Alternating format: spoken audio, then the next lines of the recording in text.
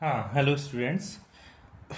अपन जो बात करेंगे अबे वो अपन बात करेंगे फर्स्ट ऑर्डर रिएक्शन की कि जो मेरी प्रथम कोटि अभिक्रिया का समाकलित वेग समीकरण होगा वो क्या होगा। देख, मैंने जीरो ऑर्डर रिएक्शन तेरे को ढंग से पढ़ा दी, तेरे को न्यूमेरिकल आना चाहिए उसका। न्यूमेरिकल बिना भाई तेरा काम नहीं होगा। एक बात ये याद रखना, पर जो जीरो ऑर्डर रिएक्शन पढ़ी प्रथम कोटि स्टार्ट करने से पहले मैं तेरे को जीरो ऑर्डर रिएक्शन के बारे में बता देता हूँ कि जीरो ऑर्डर रिएक्शन में जो रिएक्टेंट की कंसंट्रेशन है, जो रिएक्टेंट की कंसंट्रेशन होती है वो रेट से अनडिपेंडेंट होती है। चार पांच लाइन बोलूंगा, इनका बहुत बड़ा मीनिंग है। क्यों? क्योंकि एग्जाम में इसी के ऊपर ट्रिकली क्वेश्चन भी पूछ लेता है एक नंबर का। क्या? कि कौन सी कोटि की अभिक्रियाएं, कौन सी कोटि की अभिक्रियाओं में जो दर होती है वो सांद्रता पर डिपेंड नहीं करती, वो सांद्रता से अनइफेक्टेड होती है, वो सांद्रता पर निर्भर नहीं करती। तो आपको आंसर देना होगा जीरो कोटि की अभिक्रिया। क्यों? क्योंकि गुरुजी मैंने जीरो कोटि की जो अभिक्रिया पढ़ी ना, उसमें जो रेट होती थी ना, रेट जीरो कोटि की अभिक्रिया में जो तूने पढ़ा उसमें जो रेट होती थी, जीरो की बात कर रहा हूँ ना मैं, जीरो की जो जीरो कोटि की अभिक्रिया होती थी इसमें रेट क्या होती थी? कंसंट्रेशन ऑफ ए की पावर जीरो। मतलब रेट कंसंट्रेशन ऑफ ए क्या होता था? मेरा रिएक्टेंट। ए से क्या जा रहा? मेरा प्रोडक्ट। तो ए क्या होता था? रिएक्टेंट। तो रिएक्टेंट की कंसंट्रेशन से अनडिपेंडेंट होती थी रेट। क्यों?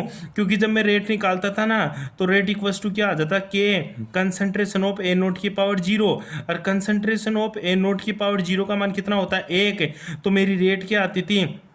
रेट क्या आती थी? के बराबर होती थी, मतलब सांद्रता के ऊपर निर्भर नहीं करती। क्वेश्चन आता है कि कौन सी कोटि की अभिक्रियाएं सांद्रता पर निर्भर नहीं करती? जीरो कोटि की अभिक्रियाएं, जीरो कोटि की अभिक्रिया की जो रेट होती है, जो दर होती है, वो सांद्रता पर निर्भर नहीं करती। ये बात याद रखना, ठीक है। लेकिन ध्यान देना, इसी के साथ पहला फैक्टर तो ये हो ही गया। दूसरा फैक्टर जो इंपॉर्टेंट चीज है वो क्वेश्चन क्या पूछ लेता है, ठीक है, कि कौन सी कोटि की अभिक्रिया, कौन सी कोटि की अभिक्रिया, कौन से ऑर्डर की रिएक्शन में जो हाफ लाइफ टाइम होता है वो इनिशियल कंसंट्रेशन के प्रोपोर्शनल टू होता है। कौन सी कोटि की अभिक्रियाओं में अर्धायुकाल रिएक्टेंट, मतलब तेरा जो क्रियाकारक होता है, क्रियाकारक की सांद्रता के समानुपाती होती है। इसका भी आंसर तेरा जीरो होगा। देख, रेट तो इनिशियल कंसंट्रेशन के असमानुपाती होती है, मतलब इसके समानुपाती नहीं होती। लेकिन जो टी हाफ होता है, टी हाफ का फॉर्मूला तूने क्या पढ़ा था?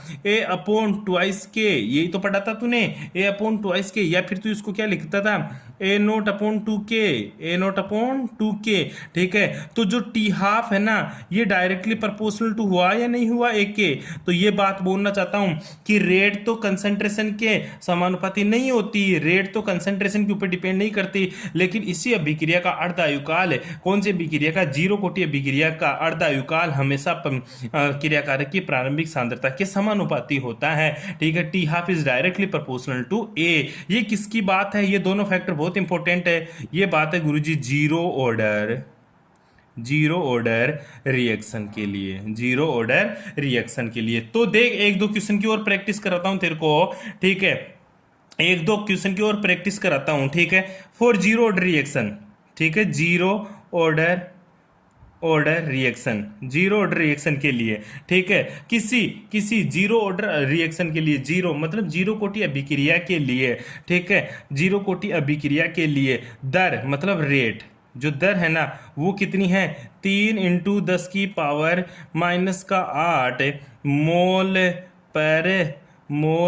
मोल रेट क्या होती है? रेट क्या? मोल पर लीटर, ठीक है, मोल पर लीटर डॉट सेकेंड।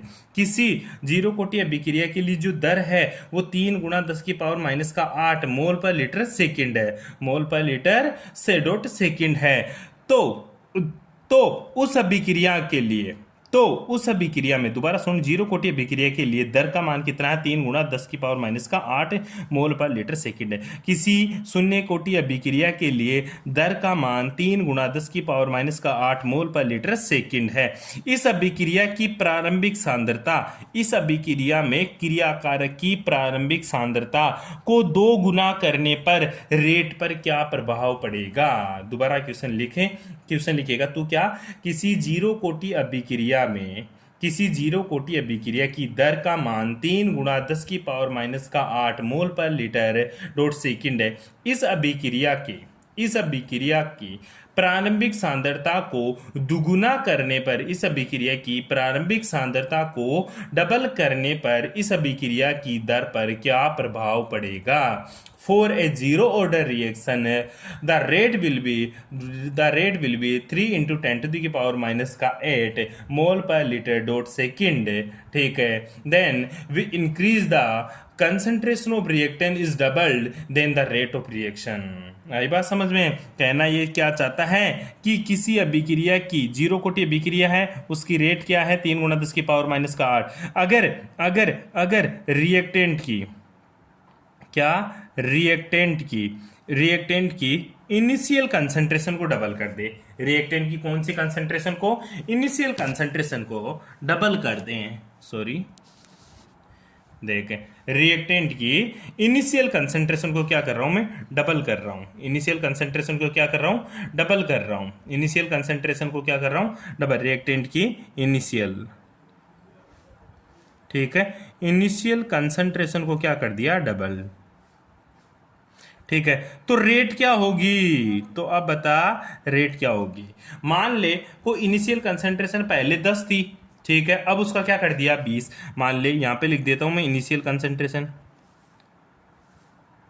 ठीक है, इनिशियल कंसंट्रेशन, और इधर लिख दिया मैंने रेट। ठीक है, इनिशियल कंसंट्रेशन 10 थी, ठीक है, 10 मोल पर लीटर थी। उस टाइम पे रेट कितनी थी? 3 गुणा 10 की पावर माइनस का 8 मोल पर लीटर डॉट सेकेंड। ठीक है, अब बोल रहा अगर इनिशियल कंसंट्रेशन को डबल कर दूं, इनिशियल कंसंट्रेशन को मैंने क्या कर दिया? 10 की जगह 20 कर दिया, 20 मोल पर लीटर कर दिया। ठीक है, तो बता रेट क्या होगी? अब पर तूने, मैंने अभी बताया, ऊपर 2 चीज बताई तेरे को ऊपर जस्ट है कि जो रेट होती है जीरो कोटि अभिक्रिया के लिए, गुरुजी रेट तो कंसंट्रेशन के ऊपर डिपेंड ही नहीं करती, इनिशियल कंसंट्रेशन के ऊपर डिपेंड ही नहीं करती। Rate is directly proportional to A की पावर 0, मतलब रेट तो कंसंट्रेशन के ऊपर डिपेंड ही नहीं कर रही। तो भाई तू इनिशियल कंसंट्रेशन को डबल क्या, इसको ट्रिपल कर दे, इसको ट्रिपल कर दे, तो भी रेट सेम ही रहेगी, तो भी रेट सेम ही रहेगी। जो पहले दर रहेगी वही बाद में दर रहेगी, मतलब 3 गुणा 10 की पावर 8 माइनस का 8 अभी रहेगी, चाहे 3 गुणा कर दे तो यही रेट रहेगी। टाइम बदल जाएगा, ध्यान दियो, टाइम बदल जाएगा। टाइम का तो मैंने न्यूमेरिकल करवा ही दिया, बस ये एक कंसंट्रेशन का भी था कि जीरो कोटि अभिक्रिया में जो रेट होती है वो इनिशियल कंसंट्रेशन के समानुपाती नहीं होती। चाहे तू इनिशियल कंसंट्रेशन को डबल कर, चाहे ट्रिपल कर, चाहे कुछ भी कर, उसके ऊपर कोई इफेक्ट नहीं पड़ता। वो कौन से ऑर्डर की रहेगी? वो जीरो ऑर्डर है, इसलिए रेट हमेशा सेम ही रहेगी। चाहे रिएक्शन की इनिशियल कंसंट्रेशन को 1000 गुना कर दे तो भी तेरी रेट 3 गुना 10 की पावर माइनस का 8 मोल पर लीटर सेकेंड पर लीटर सेकंड ही रहनी है। ठीक है, ये जीरो कोटि अभिक्रिया की जितनी भी बातें थी वो अपन ने कर लिया। बस न्यूमेरिकल प्रॉब्लम्स के लिए तेरे को ये 2 कंक्लूजन पता होना चाहिए और वो फॉर्मूले याद होने चाहिए, और इंपॉर्टेंट है तेरी जीरो ऑर्डर रिएक्शन। ठीक है भाई, अब बात करेंगे अपन फर्स्ट ऑर्डर रिएक्शन की। हाँ, अब देख तू फर्स्ट ऑर्डर रिएक्शन को। पहली बात तो कि फर्स्ट ऑर्डर रिएक्शन होती क्या गुरुजी? ठीक है, सिंपल सी बात है, जैसे तेरी जीरो ऑर्डर रिएक्शन होती थी, जीरो ऑर्डर रिएक्शन की तू बात करता था तो बोलता था कि जीरो ऑर्डर में जो रिएक्शन की रेट होती थी वो इनिशियल कंसंट्रेशन की पावर 0 के डायरेक्टली प्रोपोर्शनल होती है। तो फर्स्ट ऑर्डर रिएक्शन में क्या बोलेगा कि जो सर मेरी रेट होगी, जो मेरी रेट होगी ये डायरेक्टली प्रोपोर्शनल होगी किसके?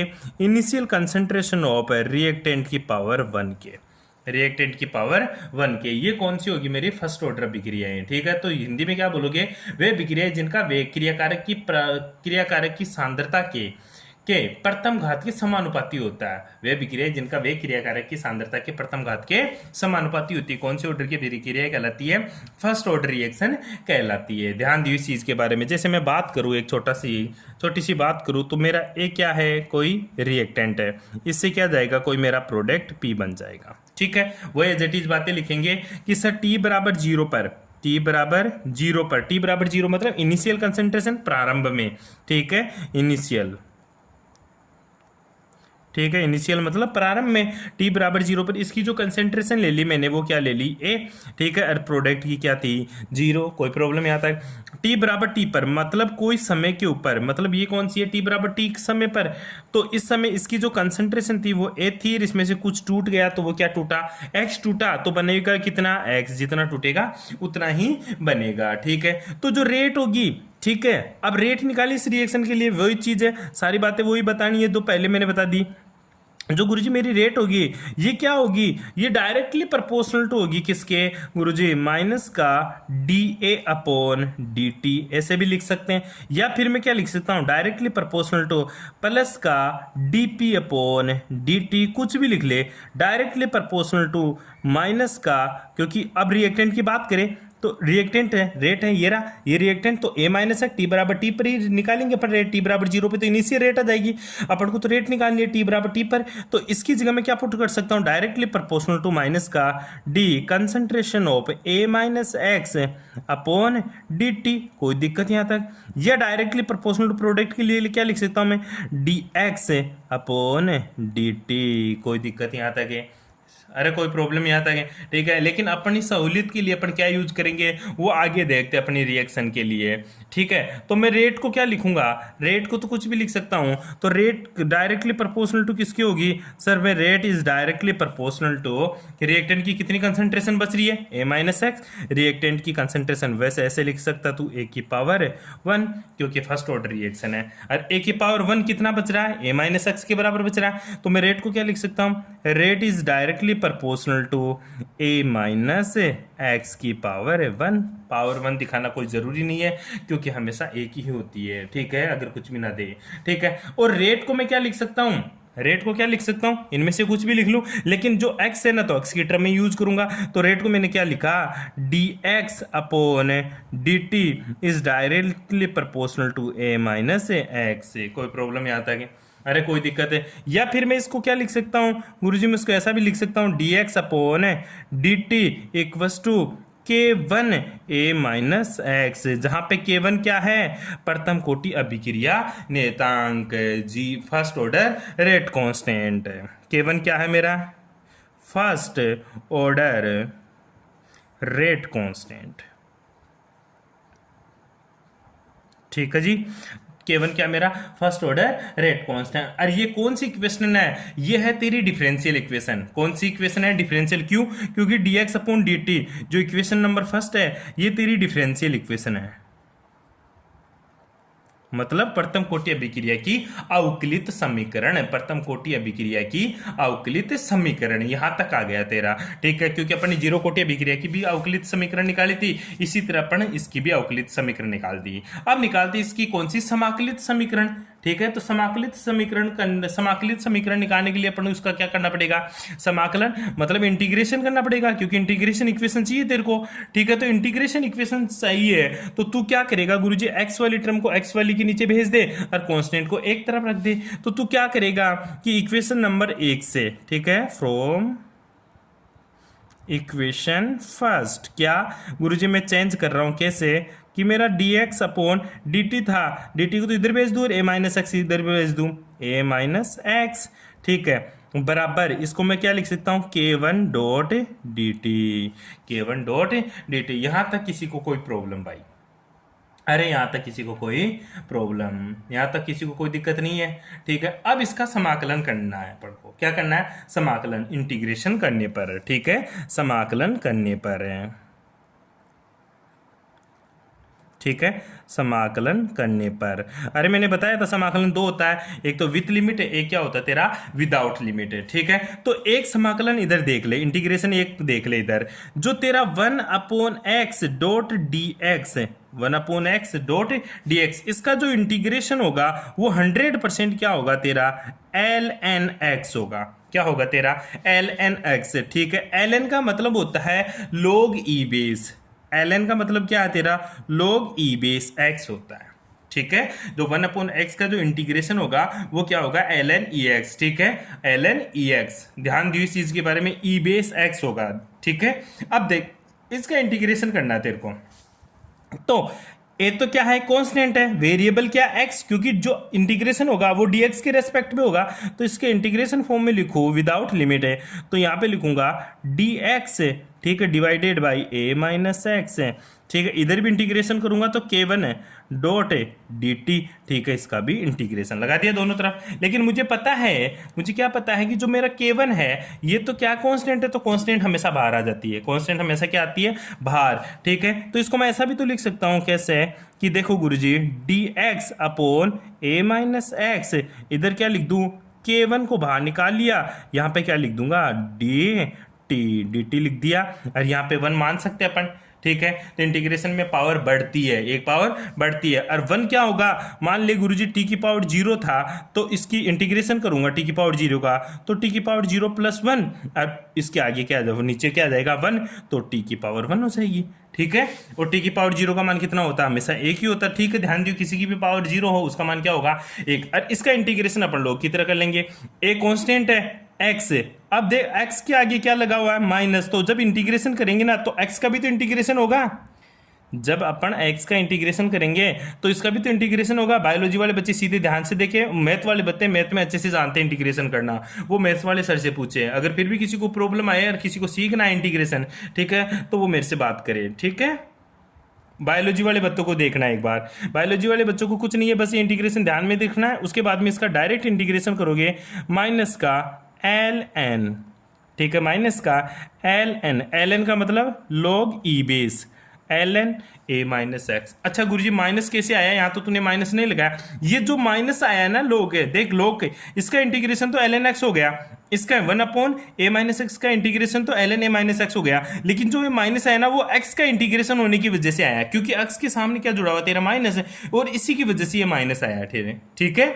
आगे देख, अब इसका इंटीग्रेशन करेंगे, इधर क्या हो जाएगा k1 t, क्योंकि एक की पावर एक कब आता, टी की पावर 0, इंटीग्रेशन करेंगे तो के टी प्लस का c, और c क्या है मेरा, समाकलन स्थिरांक, c क्या है मेरा, समाकलन स्थिरांक, c क्या है मेरा, समाकलन स्थिरांक, मतलब इंटीग्रेशन कांस्टेंट, c क्या है मेरा, इंटीग्रेशन कांस्टेंट,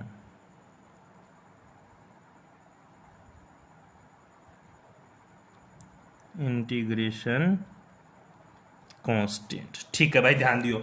अब देखिए स्थिरांक है और केवल भी स्थिरांक है, तो सी को अपन को रिप्लेस करना पड़ेगा, सी को अपन को रिप्लेस करना पड़ेगा, कि मतलब सी का मान निकालना पड़ेगा। अब सी का मान कैसे निकालेंगे, सी का मान निकालने के लिए अपन को कंडीशन पुट करनी पड़ेगी। इसमें कौन सी कंडीशन है, कंडीशन ये लगाएंगे कि जब सी का मान निकालने के लिए अपन बात करेंगे, जब टी बराबर 0 था, टी बराबर 0 पर मतलब इनिशियल कंसंट्रेशन है, जब टी बराबर 0 था, टी बराबर 0 था तो एक्स कितना था गुरुजी, 0 ही था।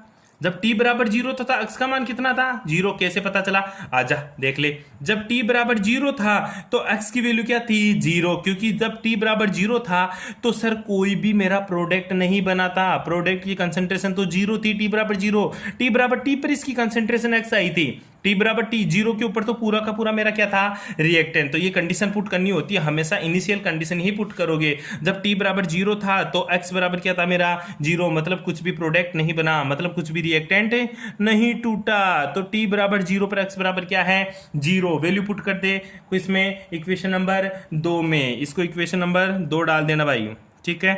t बराबर 0, x बराबर 0, तो देख माइनस का एल एन, ठीक है, माइनस का एल एन, ठीक है, a माइनस एक्स की वैल्यू 0, ठीक है, इक्वस टू k1 t की वैल्यू गुरुजी 0 गुणा 0 प्लस का c, इसको गुणा करेंगे 0 से तो 0, और ये क्या बच जाएगा एल एन ए, क्योंकि ये तो 0 हो गया, ठीक है। तो इसका आंसर क्या आया, एल एन ए बराबर सी, सी का मान कितना आ गया तेरा, एल एन ए। ये ध्यान रखना, सी की वैल्यू कितनी आई, माइनस का एल एन ए, यहां तक किसी को कोई प्रॉब्लम, अरे सी की वैल्यू क्या आई, माइनस का एल एन ए। अब सी का मान यहाँ पे लिखेगा नीचे तू, सी का मान इक्वेशन नंबर 2 में पुट करने पर, सी का मान इक्वेशन नंबर 2 में पुट करने पर, द वैल्यू ऑफ सी पुटता है इक्वेशन नंबर 2, तो सी का मान इक्वेशन नंबर 2 में तू पुट कर दे, इक्वेशन नंबर 2 में पुट करेगा तो इसका मान क्या आता है वो देखें। हाँ देख, इक्वेशन नंबर, ये तो तेरी इक्वेशन नंबर 2 थी और सी का मान तेरा ये आ गया।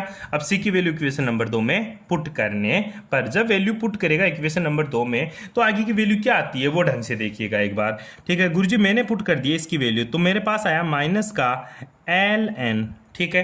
एल एन ये तो था ए माइनस एक्स, ठीक है, ये तो क्या था मेरा ए माइनस एक्स माइन equals to K one T plus C की वैल्यू क्या है माइनस का एल एन ए, कोई दिक्कत यहाँ तक, ठीक है। कोष्टक से हटा दे तो वैल्यू क्या आएगी माइनस का l N a minus x बराबर के वन टी माइनस का एल एन ए। अब एल एन दोनों एक तरफ ले जाएं और के वन टी को, क्योंकि तेरे को तो के वन चाहिए तो एल एन को एक तरफ ले जा। जब ये माइनस का है इधर आके किस में बदल जाएगा प्लस का, तो मैं क्या इसको ऐसा लिख सकता हूं क्या के वन टी बराबर एल एन ए माइनस का l N a minus x. कोई दिक्कत यहाँ तक?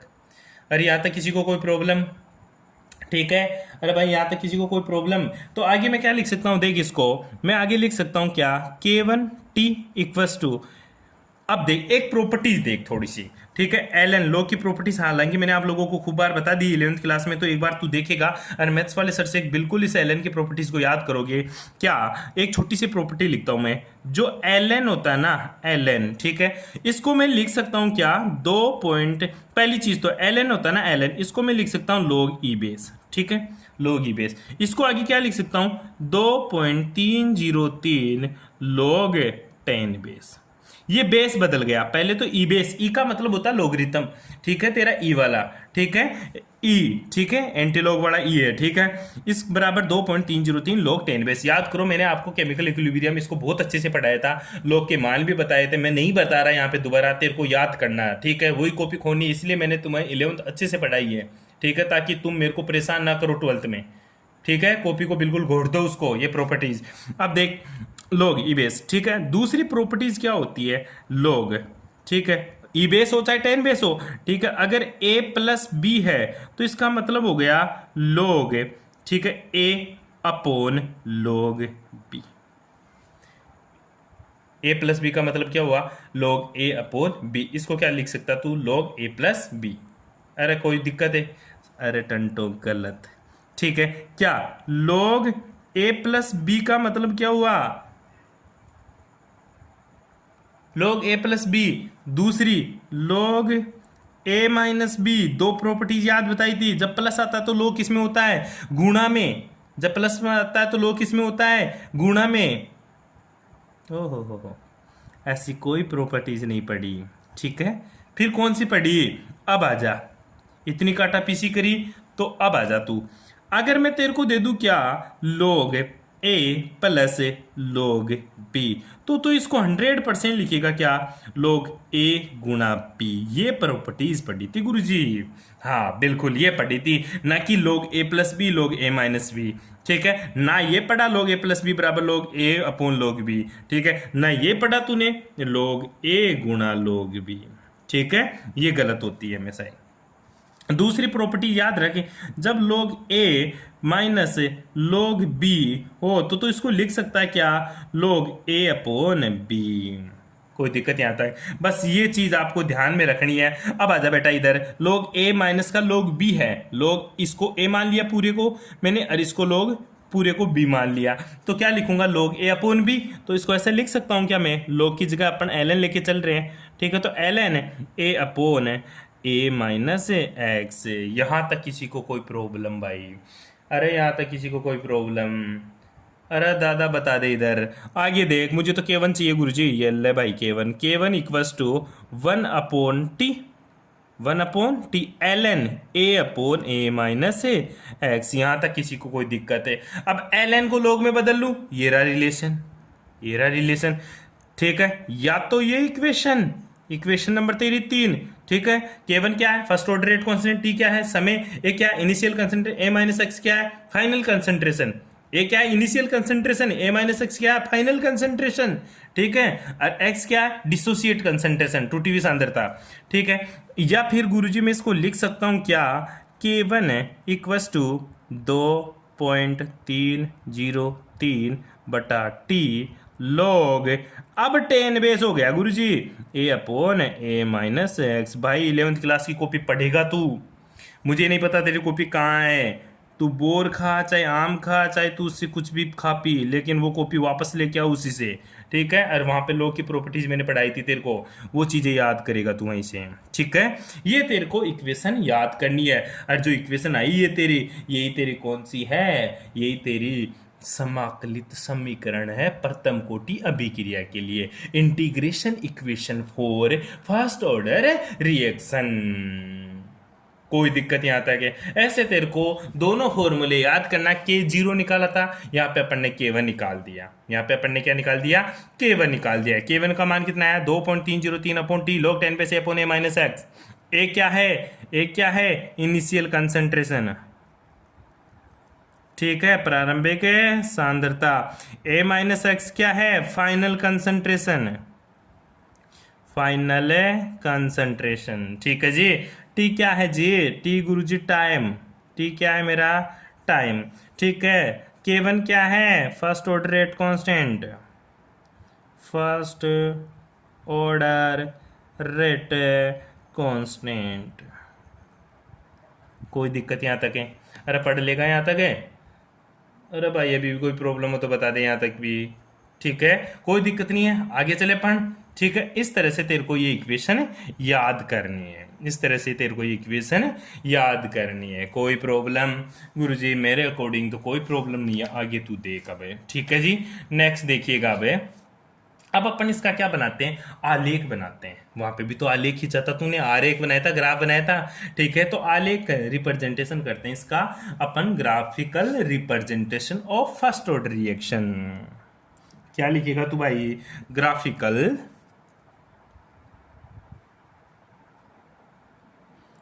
रिप्रेजेंटेशन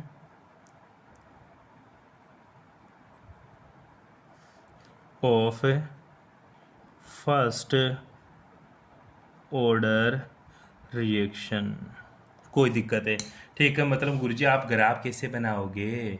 अच्छा रे, किस किस के बीच में खींचू ग्राफ है, किस किस के बीच में खींचेगा?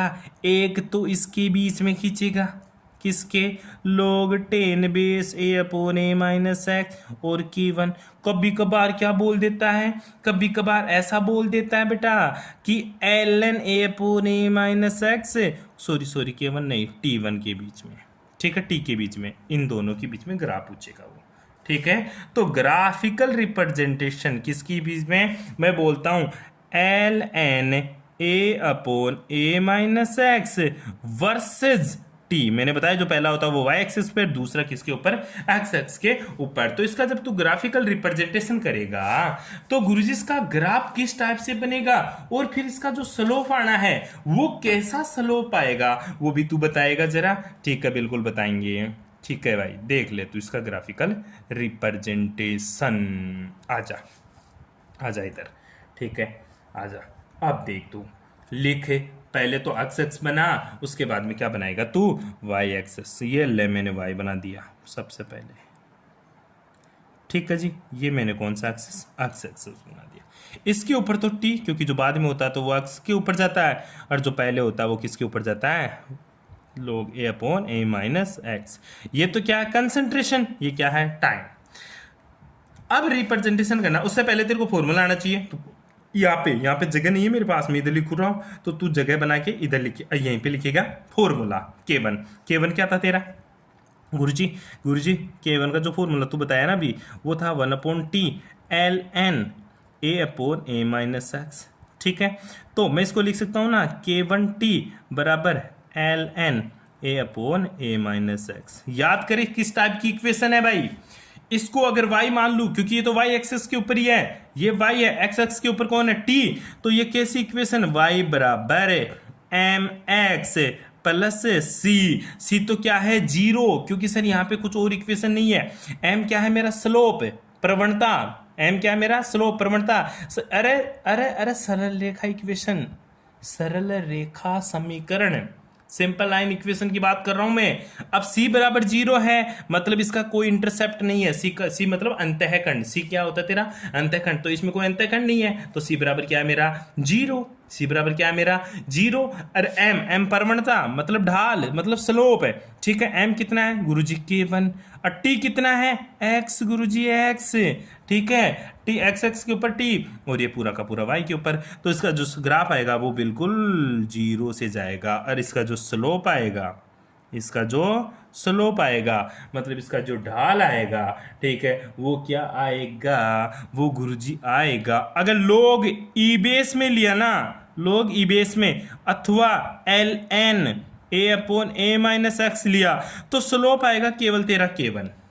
क्या आएगा तेरा केवल। इसी ग्राफ को मैं चेंज करता हूं, अगर मान ले लोग 10 बेस में ले लूं मैं, लोग 10 बेस में ए अपॉन ए माइनस एक्स, और इधर रखूं मैं टी, इन दोनों के बीच में ग्राफ खींचूं, तो स्लोप क्या आएगा बेटा, तब स्लोप बदल जाएगा, तब स्लोप क्या आएगा फिर देख, तब स्लोप आएगा तेरा K1 डिवाइडेड बाई 2.303। ऐसा क्यों, ऐसा इसलिए क्योंकि तू अब बात कर रहा है ln की जगह, इसका बात कर रहा तू K1T, ln को बदल दे 2.303 log 10 base a upon A minus x. अब इसको इधर भेज दे क्योंकि ln y के ऊपर तो यही चाहिए मेरे को, तो इधर लिख देता हूं मैं K1 divided by 2.303 t equals to log 10 base a upon A minus x. कोई दिक्कत है, वापस से इक्वेशन देख ले,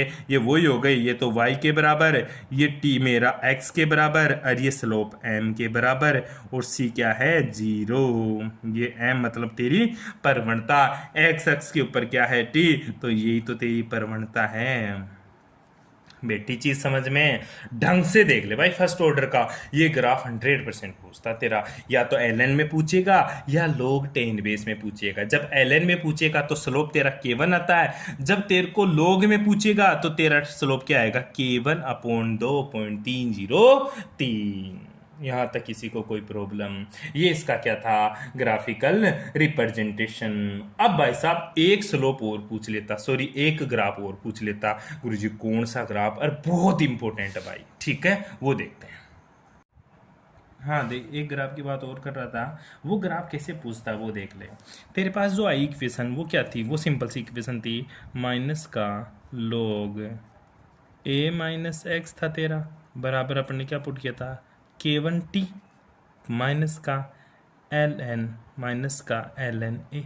यही इक्वेशन थी तेरी, अरे यही थी सिंपल सी। अब इस इक्वेशन के लिए तेरे को ग्राफ खींचना है, ठीक है, और वो ग्राफ किस में खींचना, वो ग्राफ बोल रहा है तेरे को कि जो ग्राफ देना है तेरे को वो खींचना है log ए माइनस एक्स वर्सेज, log ए माइनस एक्स वर्सेज टी के बीच में ग्राफ खींचना है, ठीक है। अब log ए माइनस एक्स वर्सेज टी, अब देख ये ले ग्राफ पहले बना ले, सिंपल सा, ये मैंने ग्राफ ड्रॉ किया, ये वाई एक्स है और ये मेरा एक्स एक्स, ठीक है। इधर तो लिख दिया मैंने log ए माइनस एक्स, और इधर क्या लिख दिया मैंने टी। अब मुझे ग्राफ खींचना है इसके बीच में, तो इस इक्वेशन को रीअरेंज करूँ ताकि मुझे पता चला स्लोप क्या है। y equals to M X plus C वाली इक्वेशन बनानी है मेरे को, y equals to M X plus C वाली इक्वेशन बनानी है। तो इसको मैं देख चेंज करता हूँ कैसे, log ए माइनस एक्स, एक्स वाई के ऊपर चाहिए, y के ऊपर चाहिए, तो ये मेरा y है, लेकिन माइनस है गुरुजी, माइनस को भेज दे उधर। तो मैं इसको चेंज किया, तो इधर तो लिख दिया मैंने log ए माइनस एक्स बराबर, माइनस को इधर भेज दिया तो ये माइनस का हो गया, माइनस का K1T, और जो माइनस का था वो किसका हो गया, प्लस का log ए, ठीक है। ये मेरा ग्राफ आ गया। सिंपल सी बात ध्यान रखनी है तेरे को इसके बारे में, ठीक है, कि मेरे पास क्या आ गया, log ए माइनस एक्स है K1T माइनस का ln है। अब मुझे ग्राफ खींचना किसके बीच में, log ए माइनस एक्स और t के बीच में, तो ये मेरा तो y है, ठीक है, ये मेरा क्या है mx, ठीक है, और ये क्या है प्लस का c, mx प्लस का c। c क्या है, इंटरसेप्ट, इंटरसेप्ट मतलब मेरा अंतःखंड, अंतःखंड, ठीक है, मतलब ग्राफ कहाँ से शुरू होगा मेरा।